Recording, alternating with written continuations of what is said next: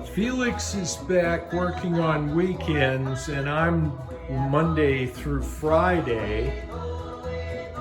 And since Felix is back, he's got things kind of straightened up. I was embarrassed to show you a video because everything is just deteriorated.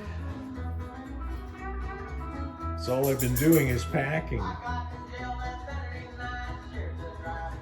But now that things are cleaned up, I can show you around the showroom since you can't come here. There's Binky.